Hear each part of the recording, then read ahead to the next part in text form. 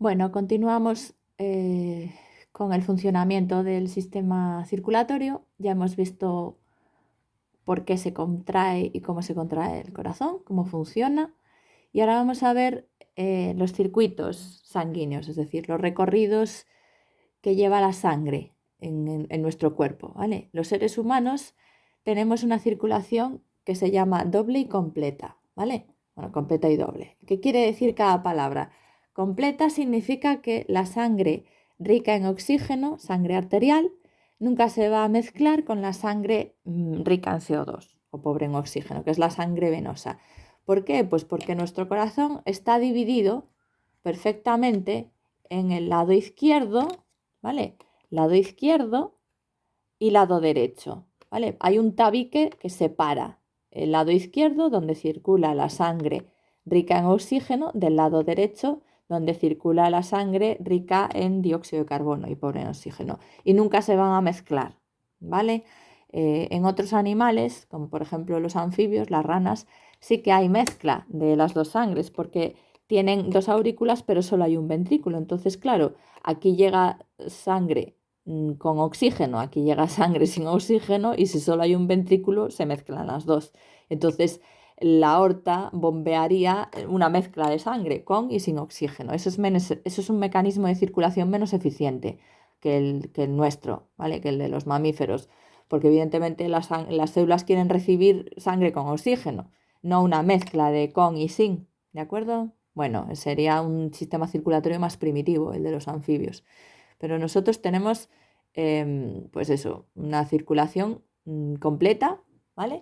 Y luego doble quiere decir que tenemos dos circuitos, dos caminos, el circuito mayor y el circuito menor.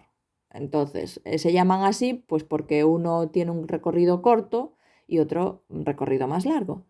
Bien, el primero, la circulación pulmonar o menor, es lo mismo. Menor porque es recorrido corto, ya lo pone ahí. Pulmonar, pues porque te indica hacia dónde va la sangre.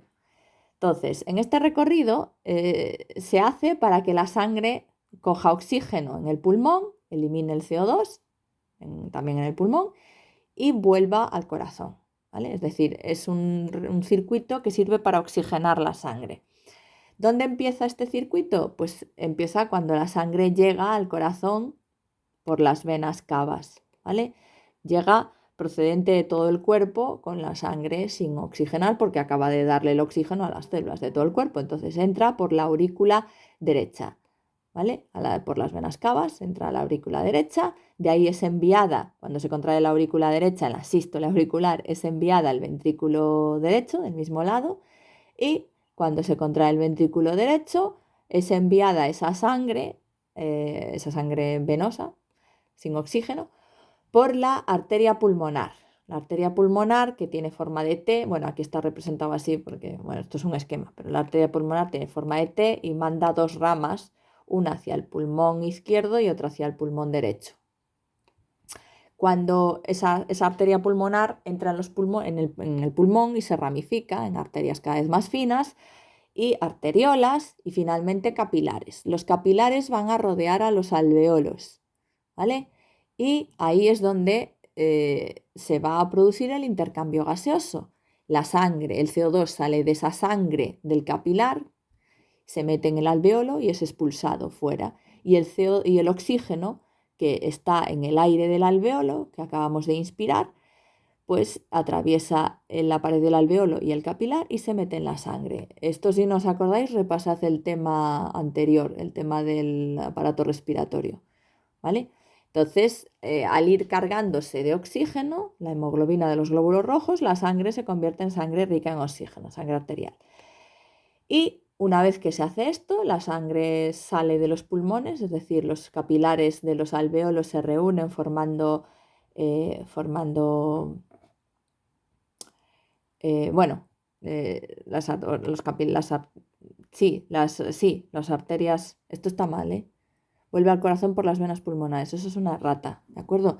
Entonces, me quedé en que el alveolo rodeado de sus capilares, los capilares, una vez que salen de los alveolos, se reúnen, forman venas pequeñitas, vénulas, luego venas mayores y de los pulmones, de cada pulmón, salen dos venas.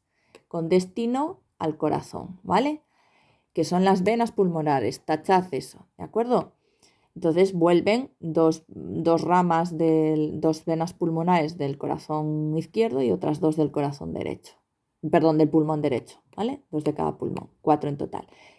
Y ahí terminaría la circulación pulmonar o menor, ¿vale? Es decir, el sentido es salir del corazón por el lado derecho, aurícula, ventrículo, arteria pulmonar, llegar al pulmón y luego volver del pulmón al corazón por las arterias, por las venas pulmonares, por el lado izquierdo, ¿vale? A la aurícula izquierda. Ese sería el circuito corto. Y luego está el recorrido largo, circulación general o mayor, que es, pues, evidentemente mucha más distancia, ¿vale? Porque va a todas partes del cuerpo. Hace que la sangre llegue a todas las células. Y empieza donde lo dejamos en el recorrido corto, ¿vale? Empieza ese recorrido en la aurícula izquierda, que cuando se contrae manda la sangre con oxígeno al ventrículo izquierdo y cuando éste se contrae propulsa la sangre a la aorta. La aorta es la arteria mayor del cuerpo que da la vuelta, forma una especie de curva, el callado de la aorta, y luego baja, ¿vale? En el callado de la aorta manda ramas a los brazos, a la cabeza, que son la cabeza son las carótidas, las arterias carótidas, a los brazos son las arterias subclavias que van por debajo de la clavícula y luego se transforman en arterias humerales, que son las que humeral viene del húmero, que es el hueso del brazo, ¿de acuerdo? Y luego la arteria radial, cubital, bueno, en el cúbito y el radio, es decir, van a los brazos, al abdomen. La arteria mesentérica deriva de la aorta abdominal que baja por aquí, por detrás del corazón, ¿vale? La arteria mesentérica luego se divide en la arteria hepática, bueno, en fin, riega el intestino, el estómago, ¿vale? Las arterias también, aquí no vienen, pero luego también manda dos ramas la aorta abdominal, que son las arterias renales que van a cada riñón, y luego se bifurcan dos cuando llegamos al final, que son las femorales, a las piernas, ¿vale? Y cada una de esas arterias se va ramificando, se convierte en arteriolas y finalmente en capilares que van a llegar a cada tejido, ¿vale? A las células, a los tejidos. Le van a suministrar el oxígeno, porque el plasma puede atravesar la pared del capilar, acordaros, se convierte en líquido intersticial y entonces pues las células bañadas por ese plasma cogen el oxígeno, los nutrientes y vierten a ese líquido sus desechos, ¿vale? Es decir, la sangre arterial al final se convierte en sangre venosa, ¿vale? Sangre sin oxígeno, rica en CO2. Finalmente los capilares se reúnen, forman vénulas y venas que van a devolver la sangre al corazón entrando en él a través de la vena cava inferior y la superior, ¿vale? Las dos venas cavas. Bueno, pues eso serían los dos circuitos que tenemos, ¿vale? Lo siguiente, la presión sanguínea. Vamos a verlo. La presión sanguínea es una magnitud importante, ¿vale? Sabemos que la presión es la fuerza que se ejerce por unidad de superficie. La presión sanguínea es la fuerza que ejerce la sangre contra la superficie de los vasos por los que viaje, ¿vale? Ejerce fuerza, ¿de acuerdo? ¿Por qué? Pues porque esa fuerza, esa presión la lleva, es decir, esa fuerza que ejerce la sangre contra la pared del vaso en el que está, se debe a la fuerza con la que es impulsada por el corazón. Si no fuera por el corazón, la presión sería prácticamente nula, ¿vale?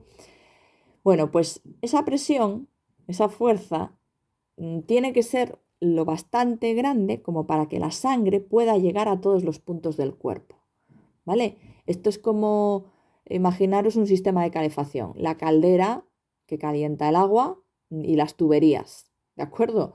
Bueno, pues para que llegue el agua caliente en un edificio al último piso, la presión de agua que va en las tuberías tiene que ser lo bastante alta para que llegue hasta arriba, hasta el último piso, porque si no el agua no llega, ¿vale? Bueno, pues aquí es algo parecido. Entonces, la fuerza impulsora del corazón, que es la que es mucha, ¿vale? Produce una presión, hace que la sangre haga presión contra los vasos. Y esa presión hace que la sangre se mueva, ¿vale? De zonas de más presión a zonas de menos presión. Eso siempre ocurre, ¿de acuerdo? Bueno, pues la fuerza, esa presión tiene que ser bastante para que pueda llegar a todas partes, ¿vale? Hasta la punta del pie, a la punta de la cabeza, a todos lados. Y tenemos presión, podemos tener presión arterial, presión venosa y presión capilar, ¿vale? La más importante y la más alta es la presión arterial, porque las arterias son las que reciben la fuerza del corazón, entonces la presión arterial va a ser alta. La presión venosa es muy baja y la capilar también es muy bajita, ¿de acuerdo? Bueno, pues la presión arterial, que es en la que nos vamos a centrar, tiene dos valores, dos medidas.